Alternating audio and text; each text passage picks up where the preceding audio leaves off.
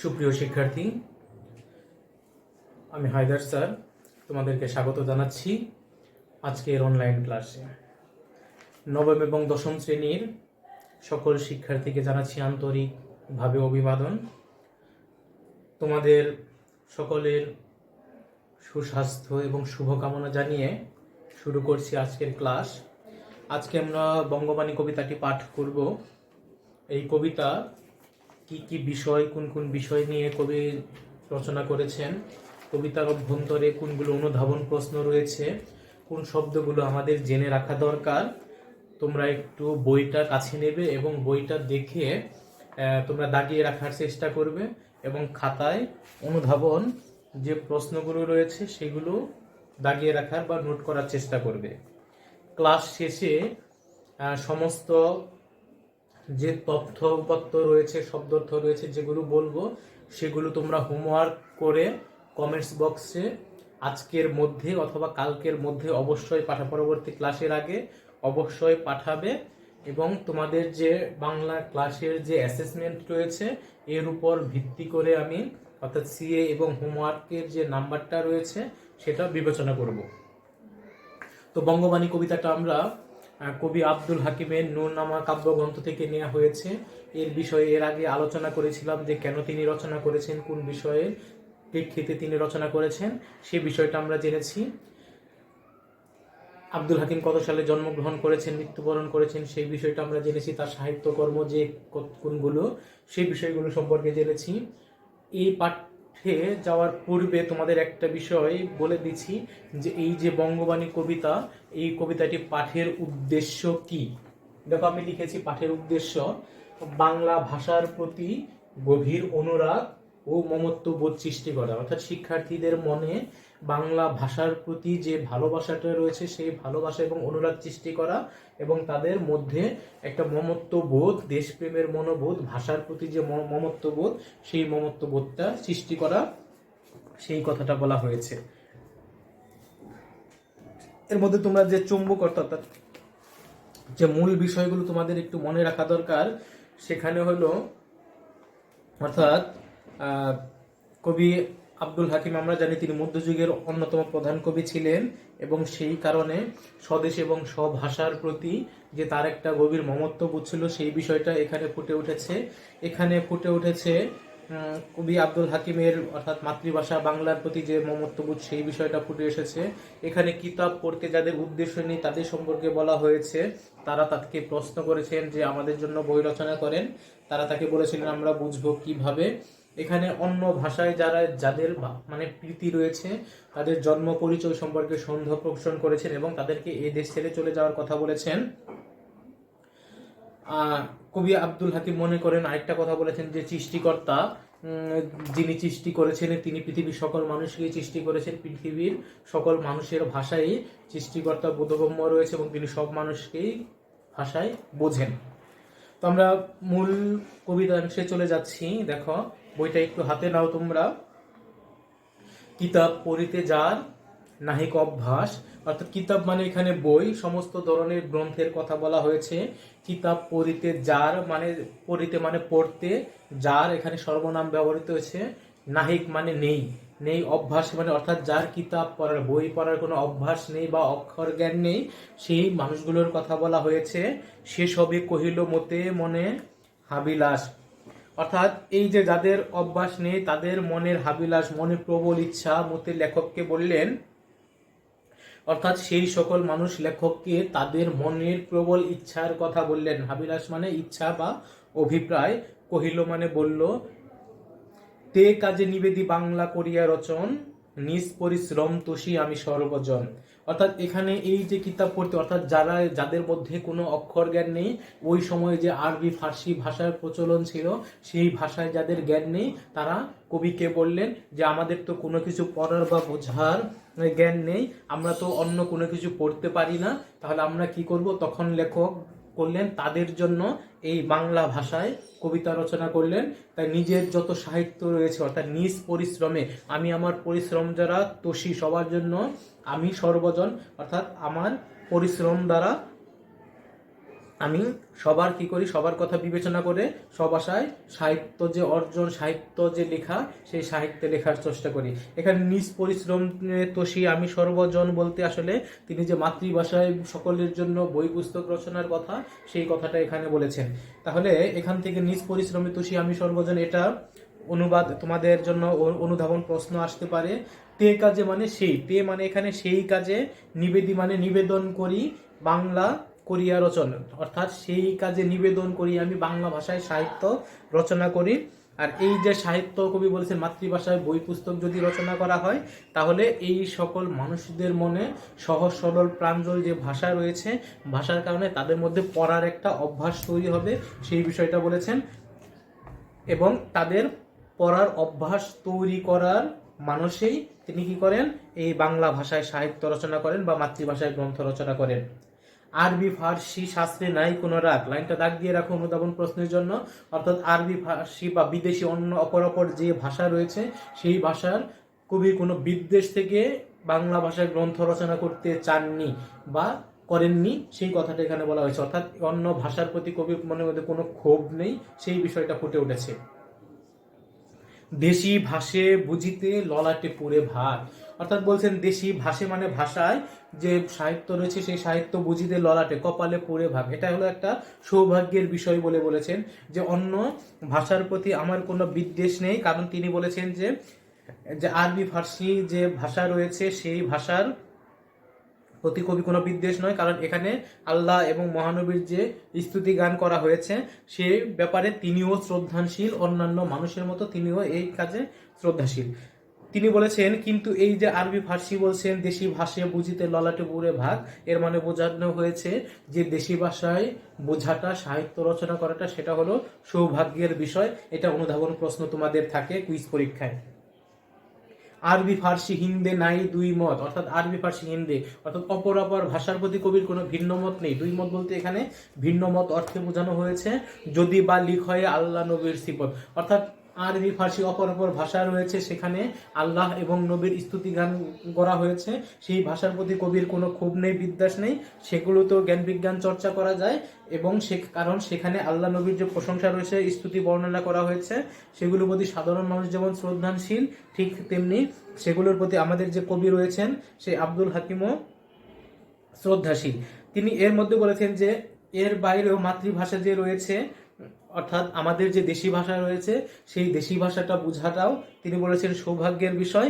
এবং দেশি ভাষায় যদি জ্ঞান চর্চা, বিজ্ঞান চর্চা করা হয়, তার মধ্য দিয়ে আমাদের যে এই যে সাহিত্য সমাজ, সেই সাহিত্য সমাজটা সুপ্রসন্ন হবে, সাহিত্য সমাজটা সমৃদ্ধ হবে, সেই কথাটা বলেছেন।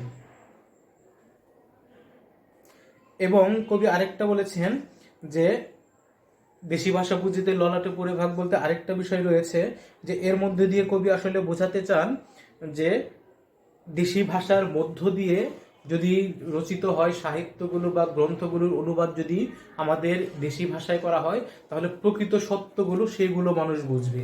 আরবি ফার্সি ভাষার যেগুলো রয়েছে, যেগুলো আমরা পড়ি, সেগুলো অনেক সময় অর্থ না বুঝে পড়ি, অর্থ না বুঝে পড়ার কারণে এর যে প্রকৃত মর্মার্থ রয়েছে, সেই মর্মার্থ বা বিষয়বস্তু আমরা অনুধাবন করতে পারি না। এটা যদি বাংলা ভাষায় এর যদি অনুবাদ রচিত হয় বা অন্য কিছু রচিত হয়, তাহলে মানুষ সহজে বুঝতে পারবে, সত্য সম্পর্কে জানতে পারবে। এই জন্যই বলছে ললাটে পুরে ভাগ, অর্থাৎ সৌভাগ্যের বিষয়।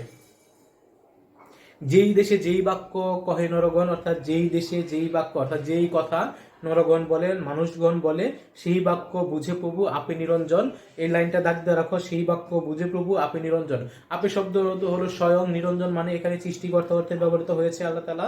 অর্থাৎ যেই দেশে যেই বাক্য, পৃথিবীর সমস্ত মানুষ একটা ভাষায় কথা বলেন না, ইংরেজি ভাষায় কথা বলে, বাঙালি মুসলমান বাংলা ভাষায় কথা বলে, বা হিন্দু রয়েছে ভারতীয় হিন্দি ভাষায় কথা বলে, তোমার গুজরাটি মানুষ গুজরাটি ভাষায় কথা বলে, তো শ্রীলঙ্কার মানুষ সিংহলি ভাষায় কথা বলে। এই যে বিভিন্ন শ্রেণীর মানুষ বিভিন্ন ভাষায় কথা বলে, আমরা সৃষ্টিকর্তাতে বিশ্বাস করি। আমরা মনে করি তিনি যেহেতু বিভিন্ন জাতি এবং কৌমকে ভাগ করেছেন, অতএব এই জাতি এবং কৌমের মধ্যে নিজস্ব ভাষা, নিজস্ব সংস্কৃতি রয়েছে, অতএব সৃষ্টিকর্তা সকল ভাষা, সকল সংস্কৃতি সম্পর্কে সম্যক জ্ঞান রাখেন। এর জন্যই বলছেন সেই বাক্য বুঝে প্রভু আপে নিরঞ্জন, যে যে ভাষায় কথা বলুক না, স্বয়ং সৃষ্টিকর্তা, আপে মানে স্বয়ং নিরঞ্জন মানে সৃষ্টিকর্তা, অর্থাৎ স্বয়ং সৃষ্টিকর্তা সমস্ত ভাষাতেই জ্ঞান রাখেন এবং বুঝেন। আরেকটা লাইন বলছে, সর্ববাক্য বুঝে প্রভু কিবা হিন্দুয়ানি, বঙ্গদেশী বাক্য কিবা যতই দিবানি। এখানে বলছে সর্ববাক্য অর্থাৎ সকল ধরনের কথা সৃষ্টিকর্তা বুঝে থাকেন কিবা হিন্দুয়ানি। হিন্দুয়ানি বলেছেন লেখক এই কারণে, মনের ক্ষোভ থেকে হিন্দুয়ানি শব্দটা বলেছেন। ওই সময় গোঁড়া মুসলিম সমাজ, আমি আবার বলছি একেবারে গোঁড়া যে মুসলিম সমাজ রয়েছে, তারা আরবি ফার্সি ভাষাটায় বাড়িতে পড়ালেখা করতো, সেখানে আরবি ফার্সি ভাষাটায় বেশি শিখতো। তারা এই যে ভাষার বাংলা ভাষাটা সাহিত্য রচনা বা বাংলা ভাষায় কোনো কিছু রচনাকে তারা হিন্দুয়ানি ভাষার সাথে তুলনা করেছেন, যেটা হিন্দুর অক্ষর। সেই কারণে লেখক বলেছেন সর্ববাক্য বুঝে প্রভু কিবা হিন্দুয়ানি, বঙ্গদেশী বাক্য কিবা যত ইতিবাণী, অর্থাৎ সকল ধরনের যত ধরনের শব্দ রয়েছে, কথা রয়েছে, বাণী রয়েছে, সমস্ত কিছুই সৃষ্টিকর্তা বুঝেন, আল্লাহ বুঝেন, সেই কথাটা বলা হয়েছে। মারফত বেদে যার নাহিক গমন, লাইনটা দাগ দিয়ে রাখো, এটা অনুধাবন প্রশ্ন, খুব ভেরি ভেরি ইম্পর্টেন্ট।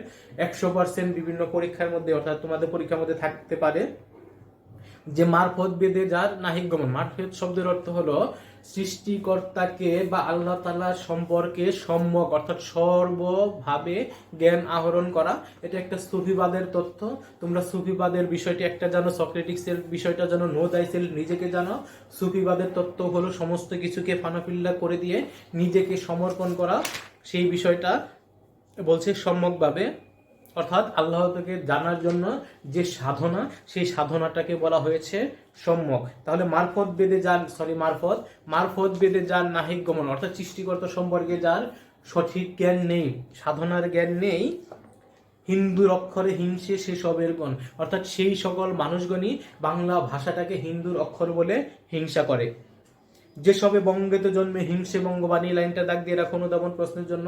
অর্থাৎ যেসব এই বাংলায়, বঙ্গ মানে বাংলায় বা বাংলাদেশে বলি, এই বঙ্গের জন্মে, আসলে তখন ছিল পুরো বৃহত্তর বাংলা ছিল, অর্থাৎ কলকাতা প্রেসিডেন্সি বৃহত্তর, এখানে বাংলা, বিহার, আসাম, উড়িষ্যা, পশ্চিমবঙ্গ, কলকাতা কেন্দ্রকে, ঢাকাকে কেন্দ্র করে সমস্ত অঞ্চল জড়িয়ে ছিল লেখকের সময়কালীন 1620 থেকে 1690।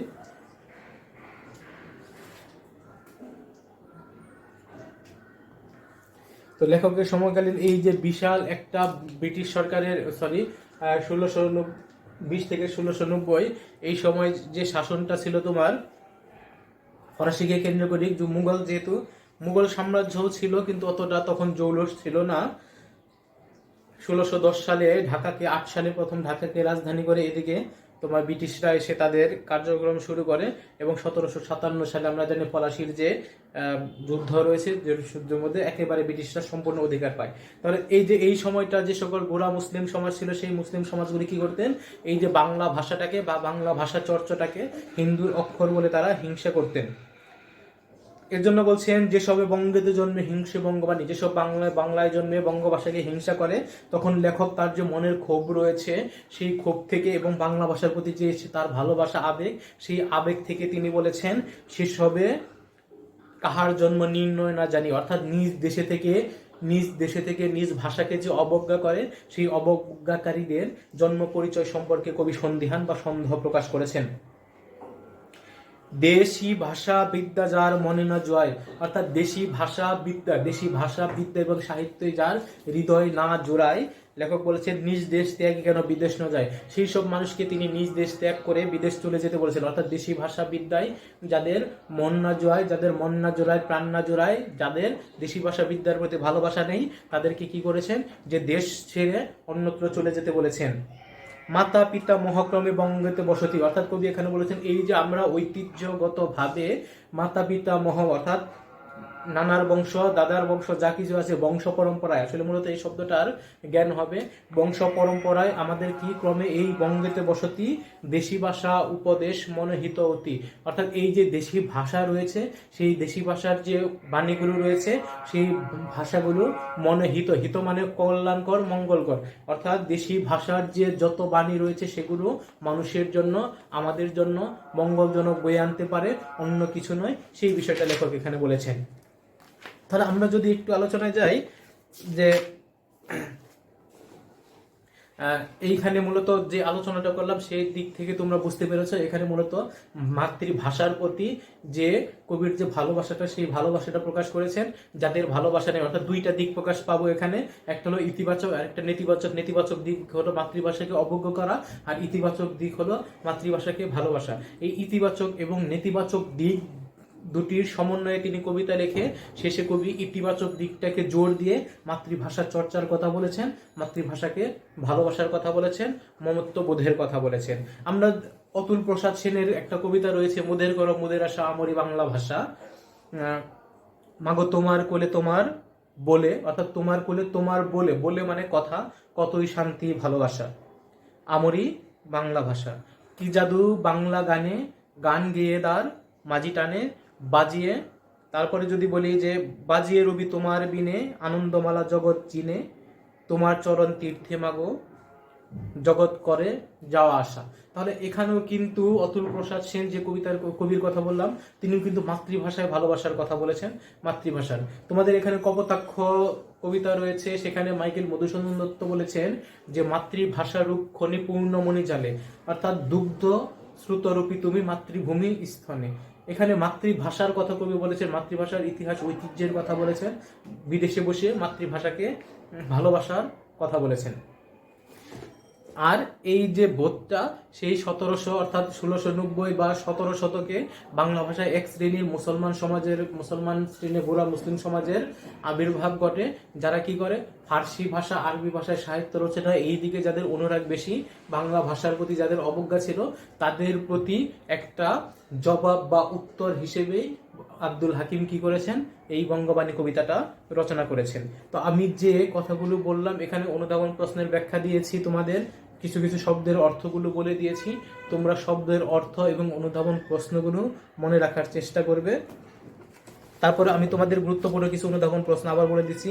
দেশি ভাষা বুঝিতে ললাটে পুরে ভাগ, অর্থাৎ এখানে দেশি ভাষা জ্ঞান চর্চার যে সৌভাগ্যের বিষয়, সেই বিষয়টা বলা বলেছে অত্যন্ত সহজ, পুরে ভাগ বলতে অত্যন্ত সহজ অর্থে প্রকাশ করা হয়েছে। হিন্দুর অক্ষর বলতে কি বোঝানো হয়েছে, আসলে এখানে হিন্দুর অক্ষর বলতে এক শ্রেণীর মুসলমান সমাজ যে হিন্দুর অক্ষর বলতে বাংলা ভাষাকে অবজ্ঞা করত, সেই বিষয়টা বলা হয়েছে। যেই দেশে যেই বাক্য কহে ররগণ বলতে কি বোঝানো হয়েছে, আসলে এর মধ্য দিয়ে আসলে যেই দেশে যেই বাক্য কহে ররগণ, অর্থাৎ পৃথিবীর যে দেশের মানুষগণ যে ভাষায় কথা বলুক না কেন, সেই ভাষা যে আসলে সৃষ্টিকর্তা বুঝতে কোনো এটাকে বলা যায় যে বুঝতে কোনো কঠিন হয় না, সেই বিষয়টা বলেছেন। অর্থাৎ সেই বিষয়টা স্রষ্টার বুঝতে সহজ হয়, সেই বিষয়টা বলেছেন। বঙ্গবাণী কবিতার অর্থাৎ যদি বলি যে সেসব কাহার জন্ম নির্ণয় না জানি, অর্থাৎ বাংলা ভাষার প্রতি অবজ্ঞাকারীদের জন্ম পরিচয় সম্পর্কে কবি এখানে সন্দেহ প্রকাশ করেছেন, সেই বিষয়টা বলা হয়েছে। তারপরে বাংলাকে কেন হিন্দুয়ানি ভাষা বলা হয়েছে, এখানে যদি আমরা বলতে, অর্থাৎ বাংলা ভাষার সংস্কৃত যে প্রভাব রয়েছে, সনাতন ভাষা অর্থাৎ সংস্কৃত ভাষার বা তৎসম ভাষার যে প্রভাব রয়েছে, সেই কারণে এটাকে হিন্দুর অক্ষর বলতে বলা হয়েছে। হাবিলাস শব্দের অর্থ কি, হাবিলাস শব্দের অর্থ ইচ্ছা বা অভিপ্রায়, সেই ভাষার বলছি। আরবি ফার্সি শাস্ত্রে নাই কোনো রাগ বলতে কি বোঝানো হয়েছে, অর্থাৎ মাতৃভাষার প্রতি কবির গভীর অনুরাগ রয়েছে, তথাপি অন্য ভাষার প্রতি কবির যে শ্রদ্ধা, সেই শ্রদ্ধার কথা এখানে ব্যক্ত হয়েছে। আমরা যদি বলি যে নিজ পরিশ্রমে তোষী আমি সর্বজন বলতে কি বোঝানো হয়েছে, কবি সমস্ত কষ্ট স্বীকার করে যে সবার তুষ্টির জন্য, তোষী মানে নিজ পরিশ্রমে তোষী আমি সর্বজন, সবার তুষ্টির জন্য সবার ভালোর জন্য তিনি কি করেন, বাংলা ভাষায় কাব্য রচনা করেন। এটাকে বলেছেন নিজ পরিশ্রমে তোষী আমি সর্বজন, অর্থাৎ নিজের কষ্ট সবার জন্য, অন্যের জন্য নিজেকে যে কষ্ট করা, সেই কষ্ট করা সম্পর্কে বলা হয়েছে। কবি নিজে কষ্ট স্বীকার করে অন্যের জন্য যে সাহিত্য রচনা করেন, সেই বিষয়টা বলা হয়েছে। মাতা পিতা মহাক্রমে বঙ্গতে বসতি বলতে কি বোঝানো হয়েছে, অর্থাৎ কবির পূর্বপুরুষরা যে বাংলাদেশের অধিবাসী এবং এখানে যুগ যুগ ধরে বসবাস করে এসেছেন, মাতৃভাষায় কথা বলে আসছেন, সেই বিষয়টা বোঝানো হয়েছে। তারপরে যদি বলি যে সেসব কাহার জন্য নির্ণয় না জানি, এটা তো আমরা জানি যে এটাকে বলা হয়েছে যারা দেশেরবাসী, দেশের ভাষার প্রতি অনুরাগ নেই, তাদের কথা বলা হয়েছে। সৃষ্টিকর্তা কোন ভাষা বুঝতে পারেন, সৃষ্টিকর্তা পৃথিবীর সকল ভাষা বুঝতে পারেন। আমরা বলি কবি কাদের বিদেশ যেতে বলেছেন, যাদের দেশের ভাষার প্রতি ভালোবাসা নেই তাদের বিদেশ যেতে বলেছেন। কোথা থেকে বঙ্গবাণী কবিতাটা নেওয়া হয়েছে, নূরনামা কাব্যগ্রন্থ থেকে নেওয়া হয়েছে। তারপরে সিফত শব্দের অর্থ কি? সিফত শব্দটির অর্থ হলো গুণ বা প্রশংসা বা স্তুতি, এই অর্থে প্রকাশ করা হয়েছে। তো সুপ্রিয় শিক্ষার্থী, তোমাদেরকে ধন্যবাদ জানিয়ে এবং তোমরা মনোযোগ দিয়ে ক্লাসগুলো করছো আশা করি বা প্রত্যাশা করি, সেই প্রত্যাশা রেখে আজকের ক্লাসগুলো এখানে শেষ করছি। আবার মনে করে দিচ্ছি, আমি যে অনুধাবন প্রশ্নগুলো বললাম এগুলো তোমরা লিখবে এবং এক কথায় অনুধাবনের জাস্ট উত্তরটা নোট করে রাখবে। নোট করে হোমওয়ার্ক শুরু, প্রত্যেকটা অনুধাবন প্রশ্ন এবং তাদের এক কথায় যে জ্ঞানমূলক উত্তরটা রয়েছে, উত্তর শব্দার্থগুলো কপি করে ইনবক্সে ছবি তুলে পাঠাবে এবং তোমাদের এটা হোমওয়ার্ক হিসেবে গণ্য হবে। ধন্যবাদ সকলকে।